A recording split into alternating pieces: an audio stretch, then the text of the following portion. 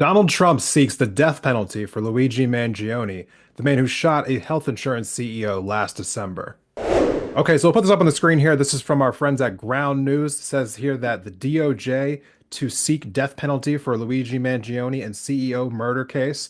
It says here that Luigi Mangione's murder of Brian Thompson, an innocent man and father of two young children, was a premeditated, cold-blooded assassination that shocked America.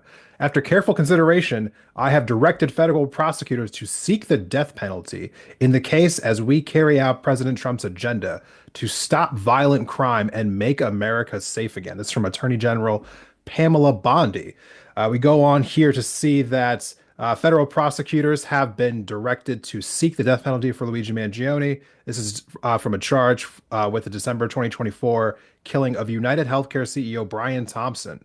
Mangione faces state and federal charges, including first-degree murder in the furtherance of an act of terrorism.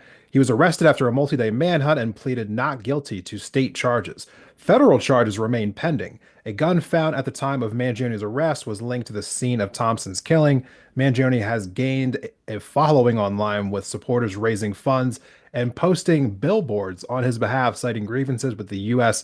healthcare system. Grievances with the U.S. healthcare system is really not articulating what actually happened at that time. It was a tsunami of outrage that people were talking about with the healthcare system. And it wasn't just the radical left, as Donald Trump and his people always like to talk about with these things.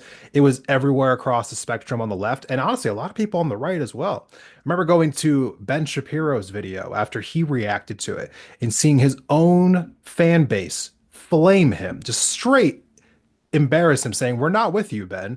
Like, the healthcare system is messed up." People were actually not just kind of downplaying what happened. Some people were outright saying that like this needed to happen. Now, I am not going to promote assassinations or killing like that.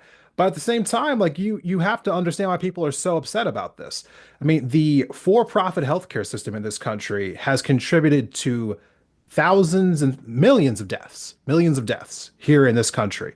People who needed life-saving care, who were denied care by health insurance companies. Again, health insurance that you've already paid for, and a doctor saying that you need life-saving treatment or medicine, and then have a health insurance company come in and tell you that even though you've paid us, even though a doctor said that you need this, we're still just not going to give it to you. That is a reality for so many people in this country. And to a lot of people in this country, that feels like violence. And to have basically the ruling class of our country, our government, come in here and say, like, yeah, we don't really care. Also, if you try to retaliate in any sort of way, we're now going to make sure that you are made an example out of. That's exactly what this is, right?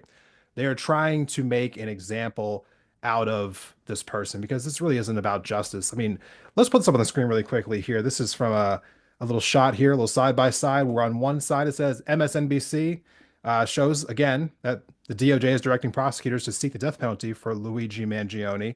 And then right underneath it is a headline by CNN, which refers to a gunman who killed 23 people in an attack that was premeditated around people being of color at a Texas Walmart, offered a plea deal so that they could avoid the death penalty.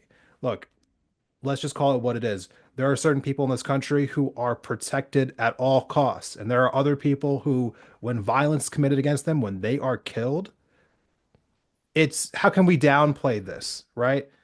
We're now seeing we're seeing right-wing people online right now trying to go like do a roundabout move talking about not only should Derek Chauvin not be sentenced to death, that he should actually be pardoned. He shouldn't even be in prison for what he've done, for what he did, for kneeling on George Floyd's neck for 9 straight minutes, leading to his death.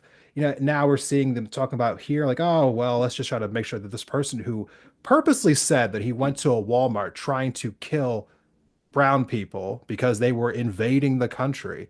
23 people dead. Don't give him the death penalty. How could you do that? One person dead, a CEO of a health insurance company that routinely kills people in a legal manner of speaking. That person, no, that crime is so egregious that that person needs to be put to death. They are telling you in real time which lives are protected, which lives are not, which lives are valued, which lives are not. Look, I'm not surprised about this move in any way. The whole time after this happened, I felt in my bones they were going to try to make some kind of an example out of him because they cannot, for any reason, have the corporate class of this country feeling like they might be in trouble here. So they had to make a statement of some sorts.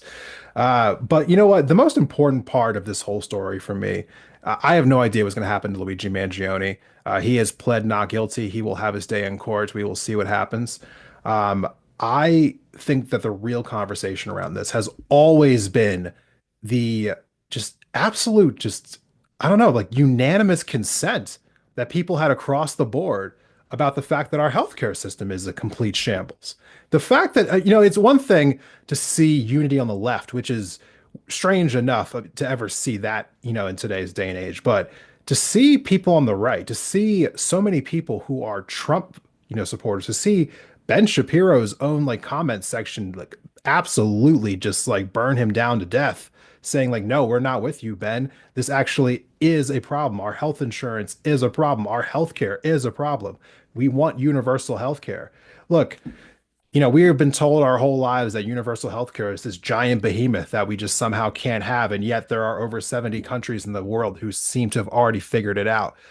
It's not that we can't figure it out. It's just that there are corporate interests in this country who want to do everything possible to not make it a thing because they are making hundreds of billions of dollars a year off of its existence.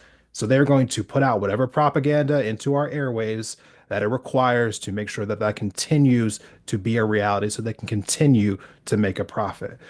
I am all for all conversations and every conversation continuing that allows us to move towards universal health care because we desperately need that in this country. Thank you for watching this video of Independent Thought. If you liked the conversation, please go ahead and give the video itself a like and be sure to subscribe for future episodes on the channel.